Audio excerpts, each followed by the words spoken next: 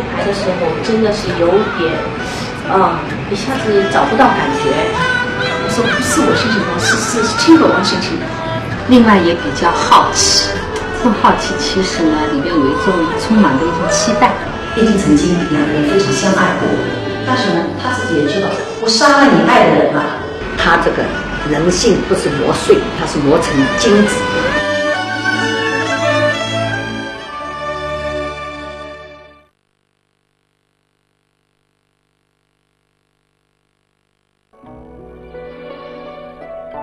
千头万绪仍纠缠。随着同名电视剧的热播，甄嬛成了家喻户晓的人物。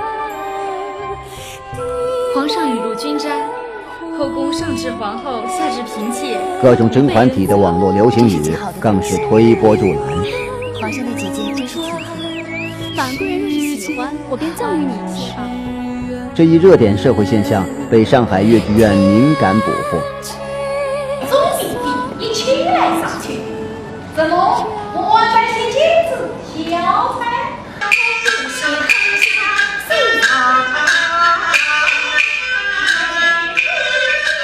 无论是上本还是下本，都在粤剧观众中引起关注。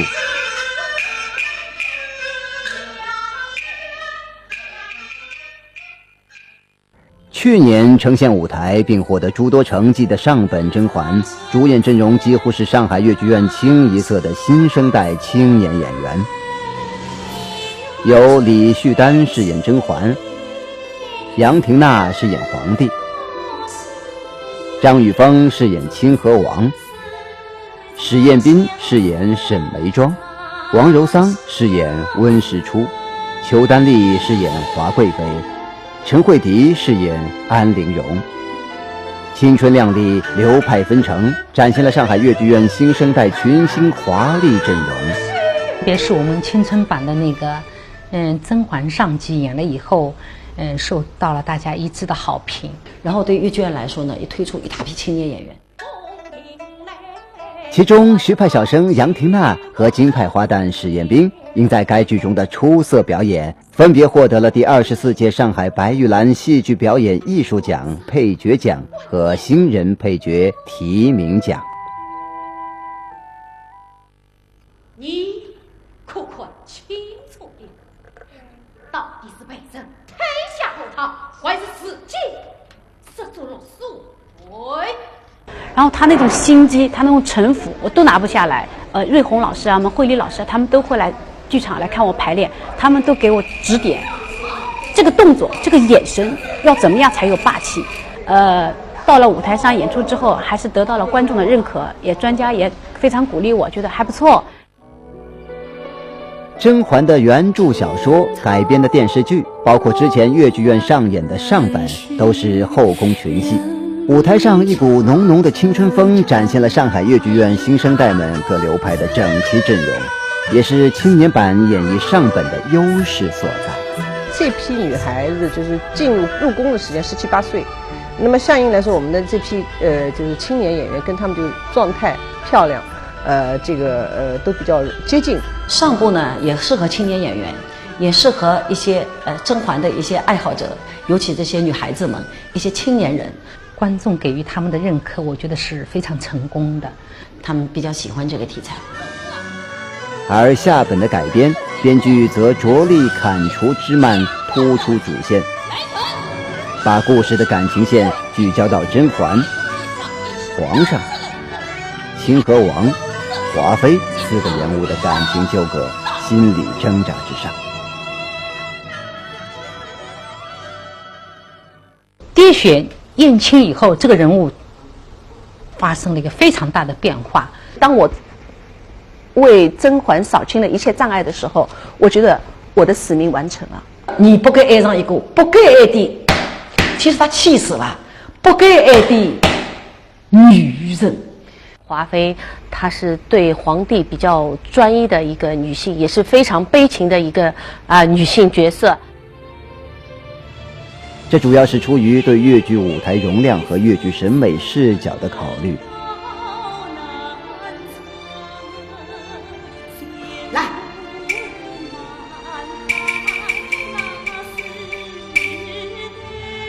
改编后的情节更为紧凑，更为接近戏曲的表现方式。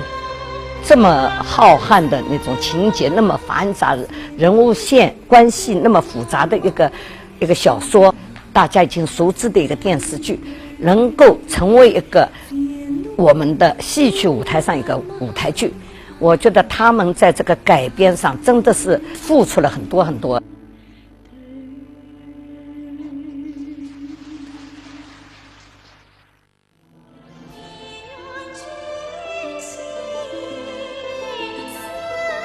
尤其是为了适应粤剧的剧种特色，故事最后的走向追求的人性本真，以此表现爱的回归。那粤剧的最大的亮点在于编剧非常巧妙地迎合了，就是说我们广大戏曲观众的他让这样一种从善的心理、美好的心愿，因为戏曲本身也要向人们表达的是一种非常美好的东西。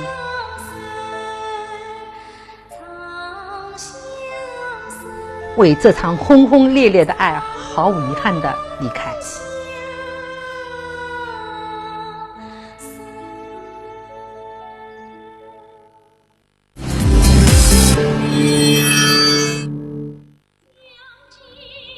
与甄嬛下本创作几乎同时进行中的，还有粤剧《双飞翼》的修改。钱惠丽、王志平、黄慧，这双飞翼中被誉为铁三角般的组合，整整齐齐挪失甄嬛排练场。故事变了，人物变了，矛盾冲突、立场地位全然不同。这样上午双飞翼，下午甄嬛的节奏，角色的反差，对演员到底会不会产生影响呢？我刚刚排了双飞翼，接下来就排这个甄嬛了。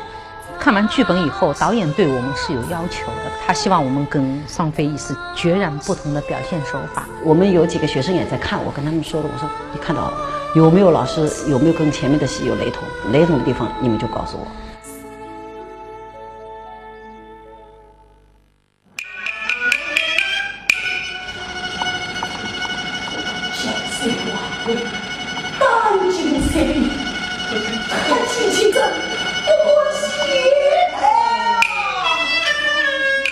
刚纠结完双飞翼场场高潮戏带来的巨大压力，又投入到下本甄嬛皇帝一角的塑造之中。排练的时候呢，其实第一天我肯定是乱走的啊！我说我这个时候我是在拼命的在揉碎自己，把自己沁灵，然后呢，我想注入一些新的东西。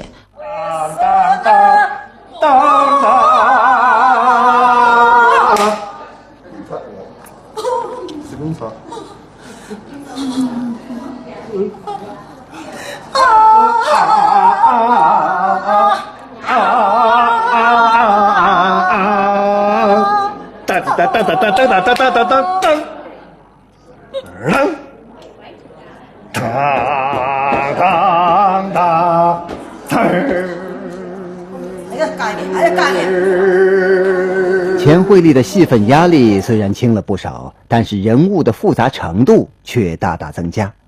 我的印象中就是这个人物肯定只有焦黄老师能够演好，就这种感觉。那你想想，这个人物是什么样的人物？肯定是一个非常有难度的人物。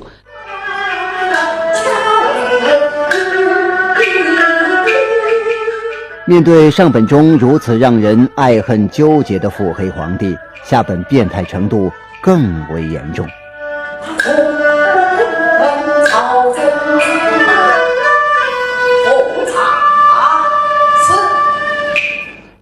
预备，开始。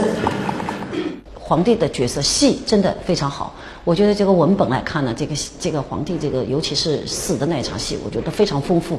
我想表演出一些皇帝的一些猜忌性，一些死之前的那种变态那种心理。而角色塑造也更为复杂。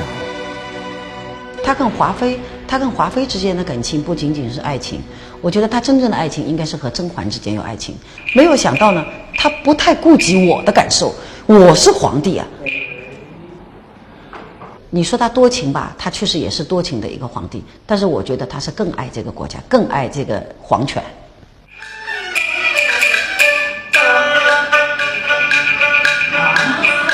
他是一国之君，他是孤家寡人。后宫虽然斗争繁复，但那毕竟不是皇帝心思所累的全部。因为后宫只是皇帝生活中的一小部分，皇帝的主要精力处理朝政，皇帝他不可能完全心思在你那里，所以在表演的处理上，也是对他们女人之间的事情，应该是一种什么样的态度，这个很重要，对皇帝来说。深入的分析人物，钱惠丽为角色做出了自传般的刻画。他又是一个不是没有感情的皇帝，他确实是一个有情多情的皇帝，他也是一个非常会治国、非常会利用人的一个皇帝。所以我说他既是个工作狂，又是个政治家，他肯定是极度敏感。没有前殿，没有大臣，反映在后宫生活的舞台上，所能展现帝王心思与升华人物体验的办法，就只有依靠种种严丝入微的细节来表现。他的一些动作、一些行为，我就找到了一定的依据。因为他是一国之君，生杀大权掌握在他的手里，他的一种变态的这种行为，比方治，好，你，我们一般都是你，小声呢，一般都是他皇帝，你想怎么治就怎么治。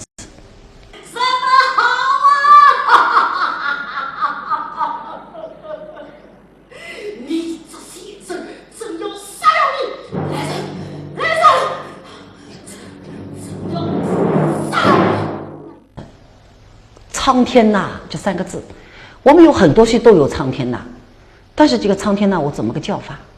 我认为这个皇帝的苍天呐，一定要叫得与众不同，与别的角色一定要不一样。所以我想，这个皇帝苍天呐，我唱的话，我就从低音、中音到高音，然后我的念白也可以这样念：苍天呐，我就是这样念的，不是苍天呐，这是太普通的一种叫法。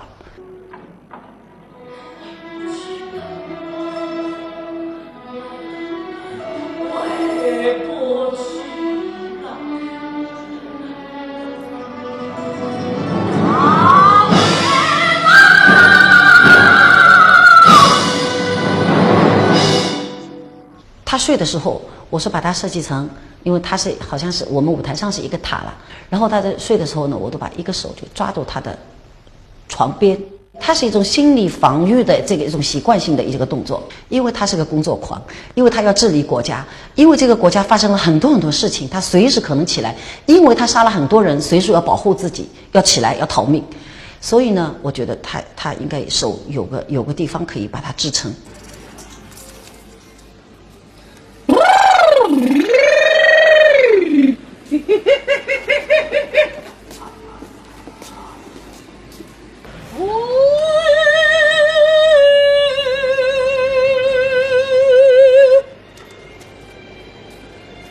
搿搭伊拉侪老凶的，皇帝最在乎了。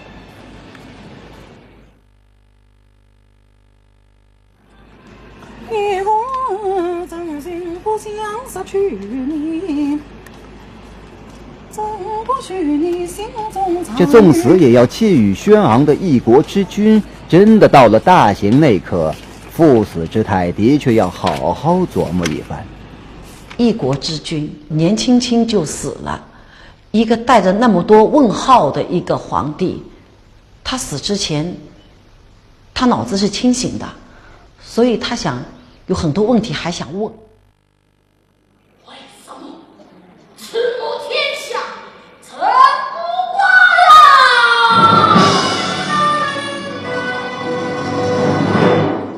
为什么全中为高？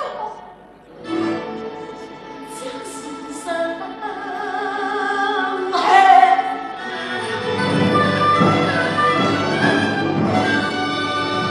实际上他既想听，但是呢又怕听。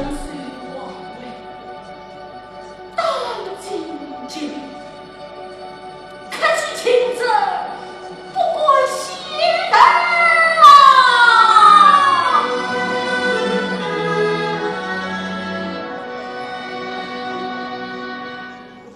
最要紧的就是这个孩子的问题，这个孩子究竟是谁的孩子？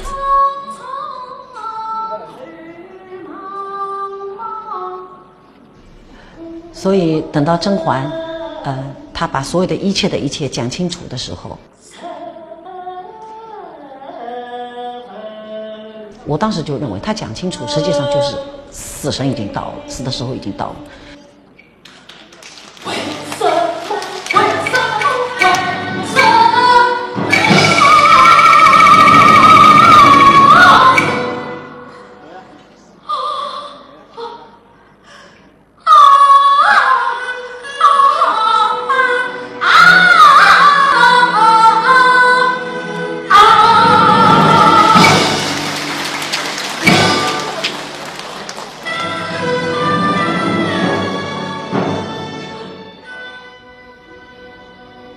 如此深刻的人物体验，通过肢体语言及唱念来表达，是什么因素使得钱惠丽这样擅长对复杂人物的刻画呢？其实我是有点爱好于心理学这方面，但是我是理论上我不懂，可是有时候我会买一些心理学的那些书啊，简单一点的，比较肤浅的，我就会有时候也会去关注看看的。这个颜色有眼弄定那个记录上，的确请你上下吧。有没有想过的？我这深点啊，一直亮点。若说钱惠丽的创作风格是先揉碎后竖起，那这次甄嬛角色的塑造对王志平来说，真可算的是一路伴随着苦难艰辛了。这个剧本文本我连看了5遍，我当时就非常有信心，而且觉得我应该是能够拿捏得准。所以呢，我当时接这个戏，一个比较意外，第二个也比较轻松，另外也比较好奇。还给他带香水了，真的啊？必须这时尚的女人王志平。好了，好莱坞明星到了嘛？啊，很流行的，吃饭的时候要戴帽子、戴眼镜，选的。手破呢？举的。我当初可能是想的太过于轻松了，其实这个人物吧，到了下本的时候，他就是特别的虐心。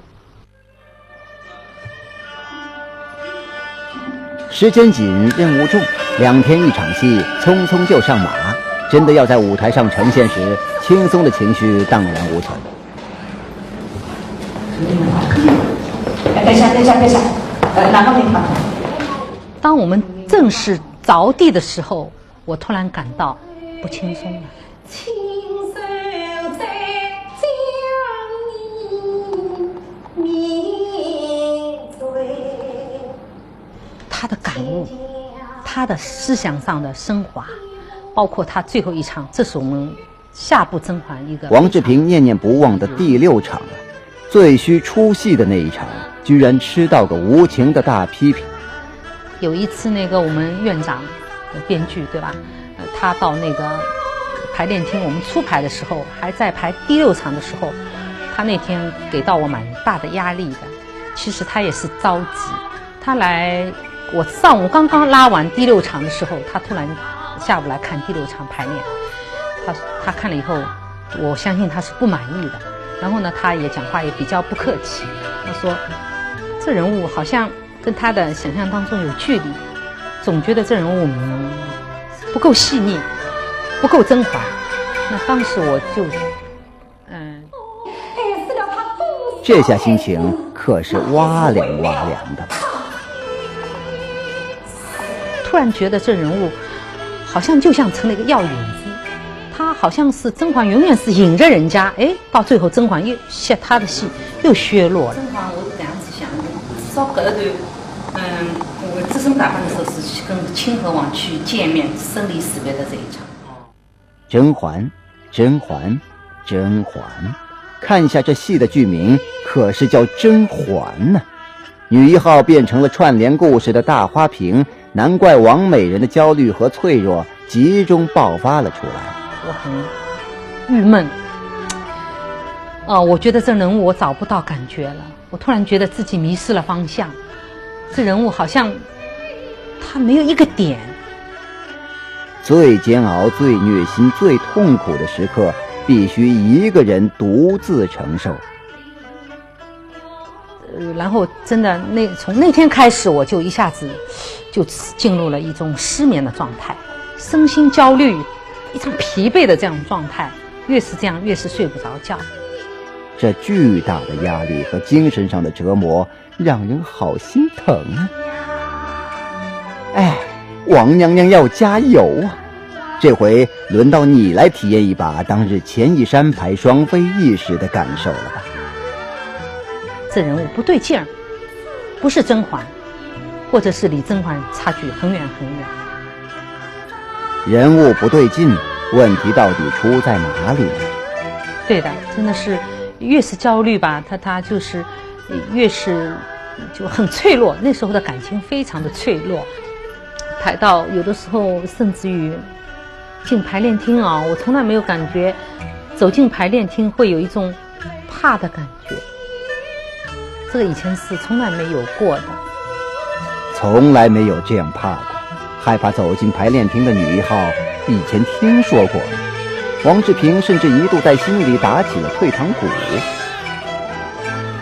各种毛病全部都上来了，溃疡啊，这种焦虑啊，那个感冒的预兆啊，哎呦！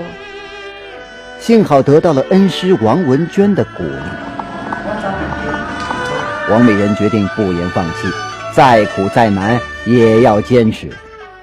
我觉得我们这个创作啊，在孕育过程当中，它这个最煎熬的，这种最虐心的、最痛苦的时候，完全就是要自己来全部的承受。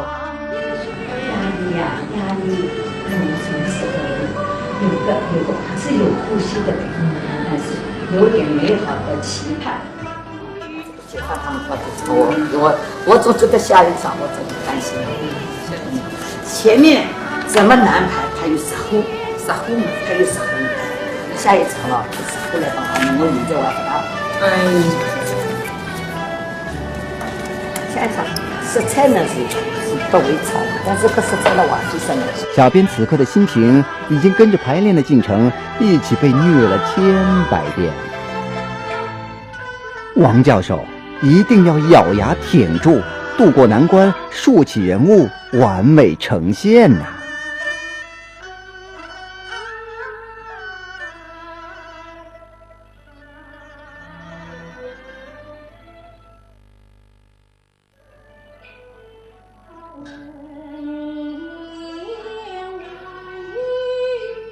流派的传承与发展是戏曲艺术繁荣的关键。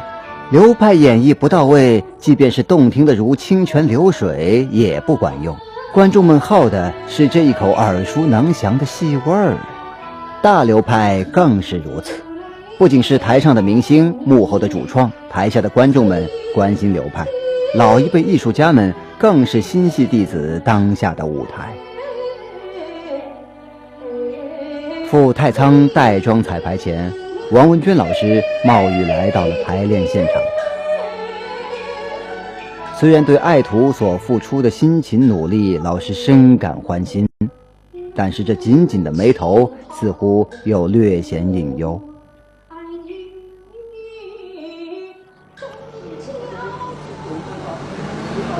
落雨，王老师落雨。落雨。不要进来，别进来，小雨不要进。离排练厅，小编主动送王老师去搭车，其实是为了趁机搭讪。这位偶像级的老艺术家，您此刻真实的想法究竟如何呢？这有2个多小时呀，一场，那么不是像电视剧的，他什么都可以表达出来。甄嬛这个人物的，他的性格的转变，他是随着那个环境逼迫他是演出了，对不对？那么多的细节没有很好的，那不可能全部都表现出来。那么都是唱出来，那就比较差一点。这个演员比较难表演。不过他也演得不错。传统的戏呢，他譬如像变作春一样，他改衣服，他有多少时间？3改1，他讲的，不好意思。但是这个戏呢，不可能他一点一点的读啊，所以呢，现在只能讲出来。是比较难的，演员也难演的。你譬如一个人啊，不管有多大的仇恨，但是等他要死的时候，你应该还是给他一点温暖。但是为什么甄嬛要对皇帝这么冷酷呢？因为他有好多的在那个宫廷里边加害他的事情太多，就短短2个小时里向很难的一个表演，很难表达。我说难演的戏难演的就是在这个地方。对，我想慢慢的一点点修改会得好的。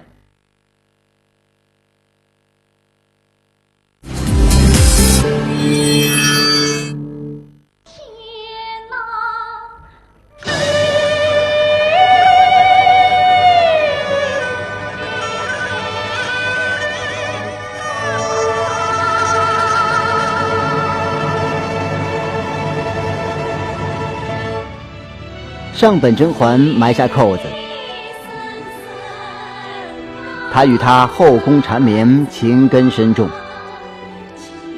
他与她冲破樊笼，跨越雷池；他与她心意暗通，款款有情。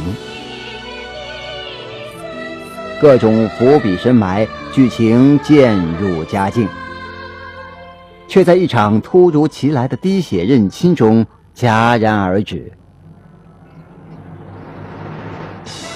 各种矛盾在此交汇碰撞，让看过上本的观众心痒难挠，引颈期盼了将近1年。这扣子要如何化解？有一个人物起到了关键的作用。我觉得我的任务就是这个戏里面的任务，就是为甄嬛扫清一切障碍。双飞翼中令狐桃的扮演者黄慧，在甄嬛下本中一改英气老生扮相，潇洒倜傥的清河王要继续以陆派小生来塑造。令狐桃是黄慧今年的第1重惊喜，清河王这角色可算的是第2重。可以说进入清河的排练的时候，我还没有真正走出令狐桃的那个角色。所以当拿到剧本看的时候，只要看到唱腔的部分，容易把令狐的唱腔会跳出来。这是一个相对腹黑皇帝而言较为讨巧的小生角色，只是老生小生两门报的黄慧刚从令狐桃的角色中出来，立即要进入清河王的状态，也不是件容易的事儿。其实说到底，到现在为止，我心里还不是特别有底。排练场一旁的化妆间变成了休息室，各种装备虽也齐整，但是清河王的形容何以越来越憔悴了呢？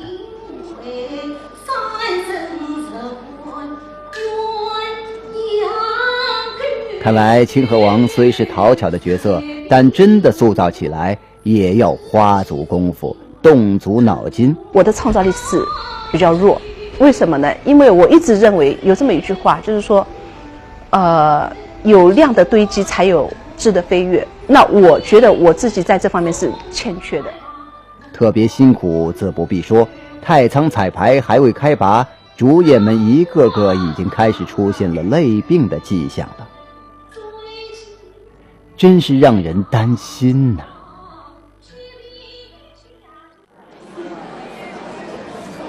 铁三角台上台下各种爱恨情仇，也是你教的。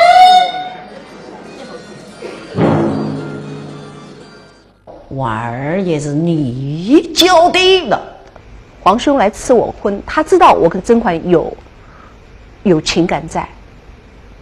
他当时是猜测还是已经知道了？他其实应该是猜测，不是一句话能够讲得清楚这个时候的一种心理的一种感觉，一种感受。钱惠丽说起与黄慧的多年合作，满含兄弟之情。去辱了真心，你为什么要泄露真心？为什么？你就不能接着气温真老师吗？跟黄慧这个之间呢是大多数还是兄弟之间的关系，韩非子也是兄弟，然后双飞也是兄弟，这里也是兄弟。黄慧有时候也演老生，老生们演我的长辈，总是他来骂我，总是黄慧来骂我。《红楼梦》里的吃宝玉就是他骂我，然后双飞翼里也是他骂我。哎，各个角色都是自己挨骂，这一次真是有机会大翻本了。这次呢，就是轮到我骂他，我说我骂到啥小事儿，我把他杀了，痛痛快快的杀掉他吧。终于我把他杀了。哦哟，上一个戏嘛我赶你走，这个戏嘛你把我杀了，是不是来报复的？这笑话啊，真的是，真的活生生的被我杀了。我说，这个就是一种报仇。而被腹黑皇帝阴险毒杀的帅王爷说起仇家，心中却满溢感激之情。那有一点我要说，我要感谢惠丽，真的是，他是一个特别会创造角色的一个演员，特别是在表演的节奏的掌控上，我们真的是太值得我学习了。他而且有一点非常好，他乐于跟我们分享。细细想一想，这位皇帝，你也不要高兴得太早，这次的翻本不算彻底呀，好好回味一下吧。毕竟人家这次又暗暗地阴了你一道，胜了你一筹啊。刹车，此处不宜剧透太多，留给观众们到剧场里去看个所以然吧。红楼经典徐王荡，钱惠丽与王志平。皇上与娘娘虽然舞上婚姻失和，一个腹黑，一个虐心，你防我，我斗你，但是幕后台侧两人互相间的关系默契可是真心的缠绵呢。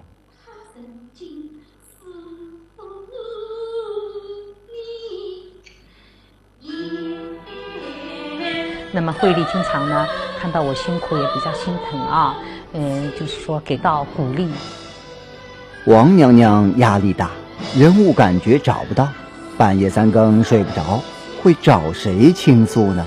到底是儒雅风流的清河王，还是腹黑虐心的前皇上？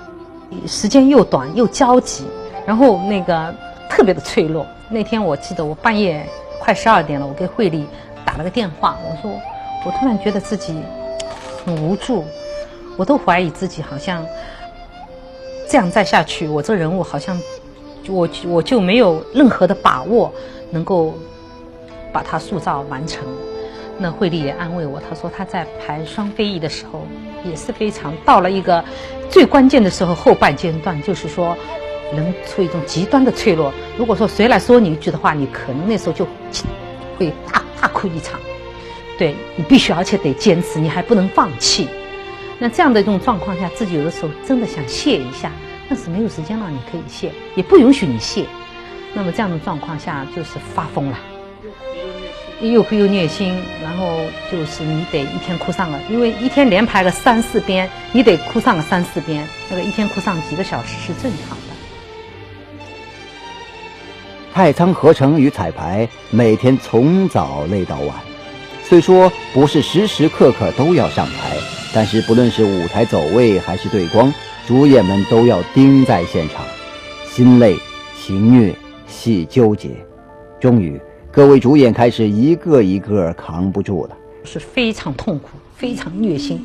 到结果呢是黄慧也感冒了，志平也生病了，到处都是瓶瓶罐罐的药缸子，到处都是疲惫不堪的身杆子。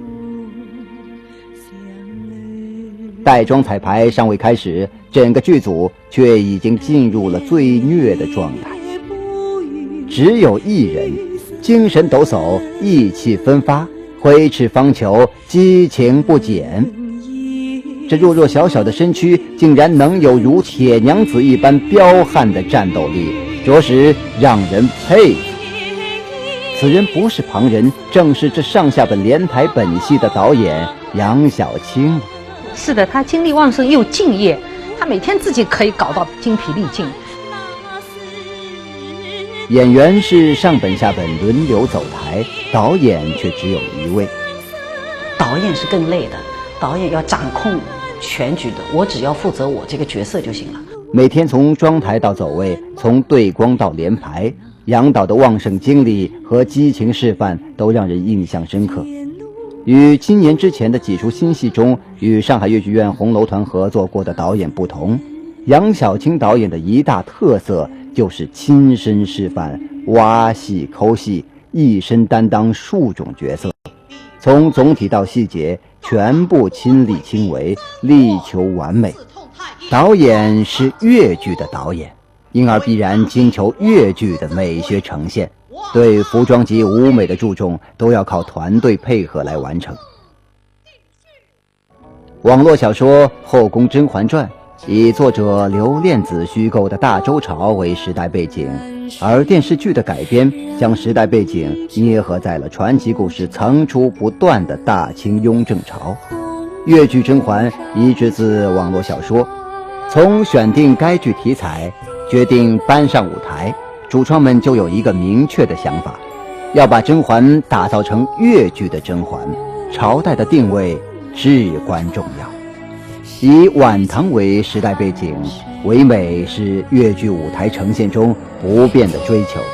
反复调整，反复修改，反复打磨，希望呈现给观众的是一个非常完美的、非常好看的啊，就是符合人物、符合这个甄嬛剧情的这样一个粤剧。那个吧，阿拉有个习惯，一满起来，应该气氛上来，人家手都要夸起来的，我们有个习惯。太仓首秀，导演、演员、观众心中都甚是忐忑。上海粤剧院为了视听反馈，虽然合成彩排放在了太仓，但是依然专门组织大巴从上海拉来热情观众观摩试演，同时也是为了一探观众们的真实反应。刷子扫一扫，特别舒服。演员的心情自不必说，幕后英雄还有很多。兵马未动，衣衫先行，意象师傅们辛苦了。导演要求即修即改，给个特写吧。侬拍来拍去，我拍去。我就让那种拍的。必须的，必须。我让他出口车。哪了送哎？你那个弟弟的，我晓得伊。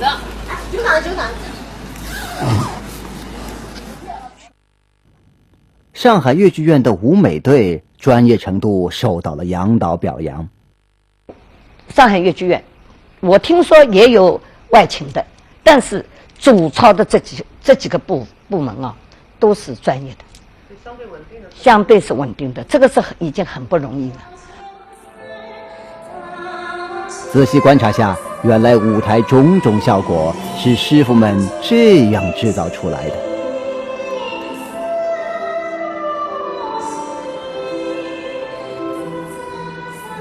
演员台上辛苦演出，侧幕边的舞美师傅们也是一场大战的架势。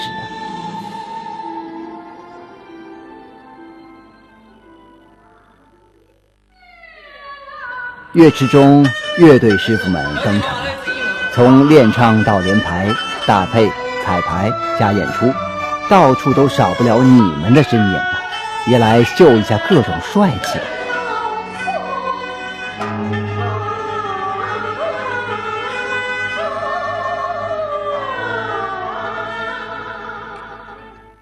灯光师傅要紧时候出了个小岔子，真为你们捏把汗啊！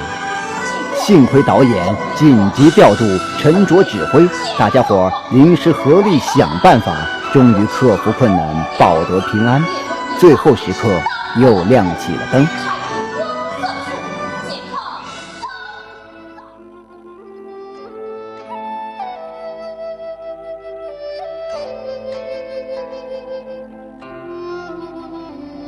上下本连续2天试演未探路，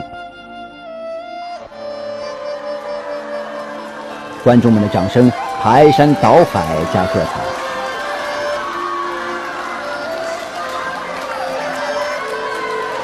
激动的观众们包围了后台，各种支持与鼓励，暖暖的热情在剧场内外洋溢。总该可以庆功了吧？好像还不行。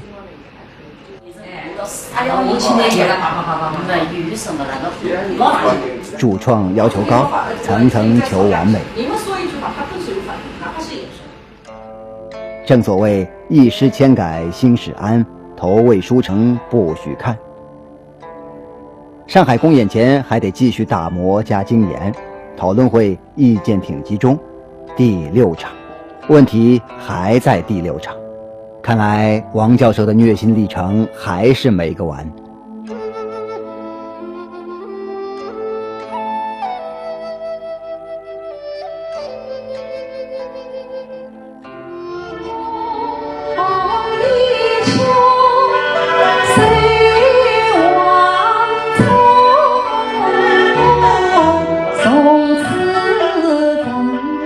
唱腔推倒要重来，这味道到底差在哪里？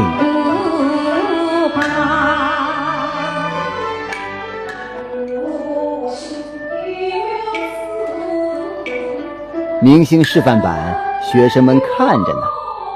王教授别丢范儿。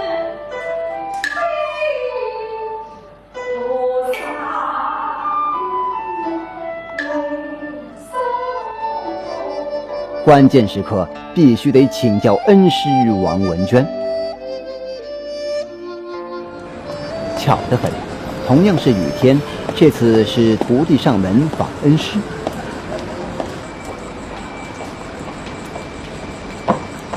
哎，老师是我。老师哎。哦，老师啊。是的，哎，你来了。哎，好。老师，侬没吃过吧？老师哦，上趟这个他唱演出以后呢，整个讲起来观众反响蛮好。那么现在就讲那么长这个搿段重点唱段啊，觉得好像不够理想。为什么后宫女子同眠？细细把新改的唱腔再汇报一遍。在我到头。街上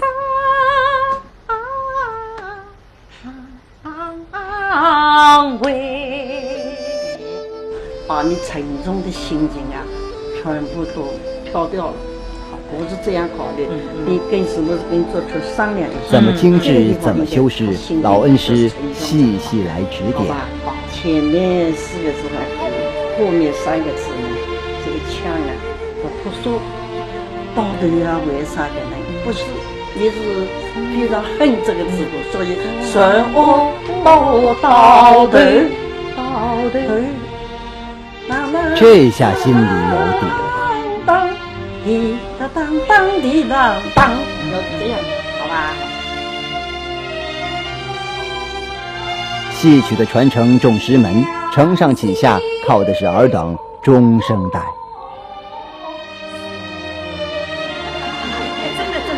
队伍休整，养足精神。再度饰演赴宁波。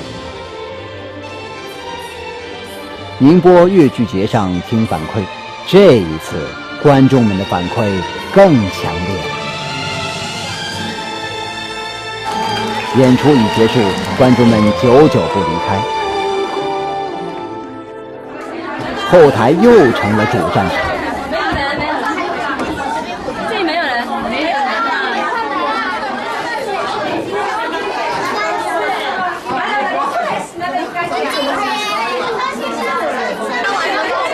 演员们的心里其实很欢乐吧。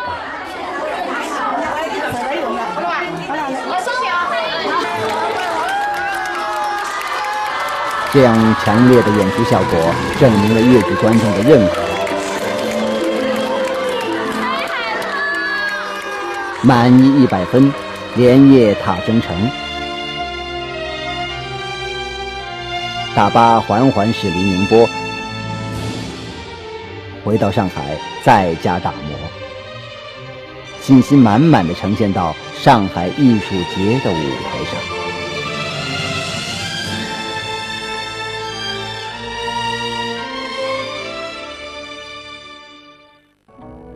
选材已成功，社会热点吸引眼球，改编很越剧，审美价值征服观众，开拓传统戏曲文化新市场，商业化运作模式大胆求创新，票房成为试金石。剧组合力众志成城，一出甄嬛星编剧2代明星6场戏，即将闪亮呈现上海艺术节。到那里，各位观众记得现场贺声彩，定不负这连台本戏一定是好戏连台。